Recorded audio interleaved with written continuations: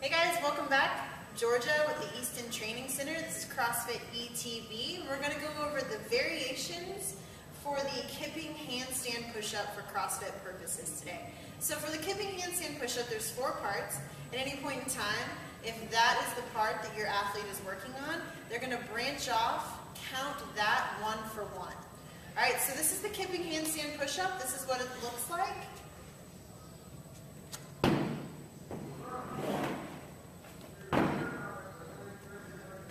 Notice that I made full contact with the object that I have on the ground. For now it's an ab mat, and that I had full stability at the top before I kicked out. There was no kick out while I was finding stability and I was against the wall.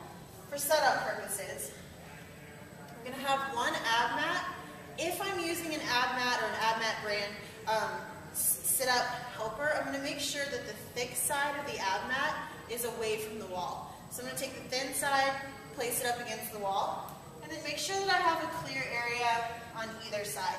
If you want to have a couple ab mats, be sure that they're stacked opposite so that they're not wobbly. The best bet is to use just the one ab mat. It works best with the variations that we're talking about today.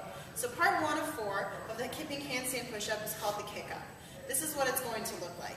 I'm going to go ahead and turn to face the wall, and I'm going to make sure that I am 2 ab mat distances away from my ab mat. So once you have your athlete set up, they're going to turn, face the wall, and they're going to be 2 ab mats away from the wall with their dominant leg. It looks like this. Alright, from there, you're going to make sure that their hands are placed right next to the ab mat, where their fingers come right by the words and slightly in. Alright, so that's going to be the setup for part 1. It's called the donkey kick, potentially going up into the full handstand. This is what it's going to look like. Dominant leg forward, hands either placed on the ground, by the words, or up by the head. From here, you're going to have your dominant leg kicking off, hands placed down, and you're just going to kick and recover. Kick and recover. From the side, what I'm interested in is having my hands make full contact with the ground so that the full palm and fingers are on the ground, not just the fingertips. And what I'm looking for as a coach is making sure that when they kick, the shoulder comes in line with the wrist, if not slightly ahead, and no bend in the elbows whatsoever. If that happens, they will eventually kick up into the handstand. Alright, so from this angle, I've got a kick up, hands by the words, heel could touch and come back down, or if my athlete is comfortable with all of the components we talked about, they're going to go all the way upside down. So this is part 1. Kicking down always with that dominant leg, 1 leg at a time, making sure they don't come down 2 legs at a time. So that's going to be part 1. If we had a 21-15-9 or a 40-30-20-10, we're going to make sure that it's 1-to-1 seconds held per rep. So if it's 21-15-9, they're going to hold for 21 seconds. If they're not in that holding position, they're going to kick up 21 times. That's part 1. Part 2 is going to be called the negative. Nothing else changes. Dominant leg. Find my kick up. From here, I'm going to look at the horizon, tighten the abs, squeeze the legs. I'm going to have my spotter come around, hands around the waist, and I'm going to lower until my head touches the mat.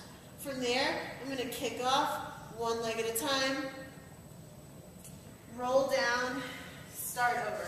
Same thing, 1-to-1, 1 negative, 1 handstand push-up. Part 3 is called the egg.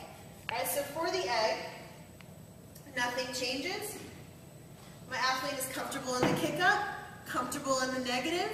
Now I'm going to place my bottom against the wall and bring my knees to my chest, making sure that the feet are away from the wall. So I don't want the feet into the wall, I want them perpendicular, parallel to the wall, perpendicular to the ground. From there, they're going to kick 1 leg at a time and come to safety. Alright, that's part 3, 1-to-1, it's called the egg. After the negative, they're going to find their balance.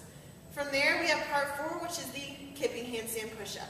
The reason that we have the shins out in front instead of to the side or against the wall is because the first motion is going to be a straight kick up.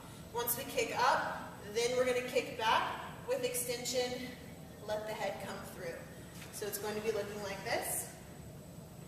Kick up for part 1, negative for part 2, egg for part 3, and on the kick up, I'm going to kick straight up, back, lock out, come to my full stability, and come down one leg at a time. Alright guys, that's the kipping handstand push-ups. Those are the 4 portions of it. Have fun.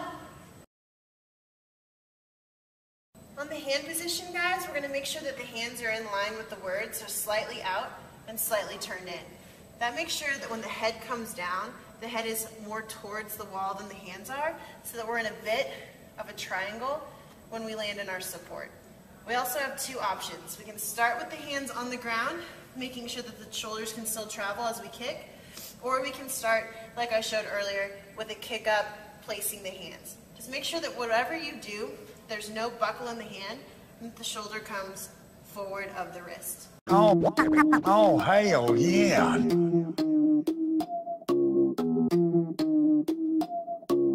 This should be played at high volume.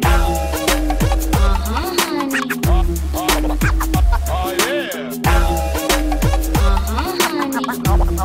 Oh, hell yeah. Oh, yeah.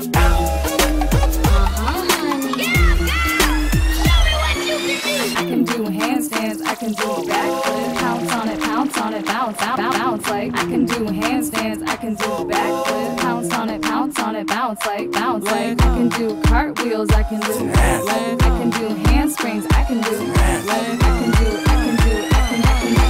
Anything you can do, I can do better.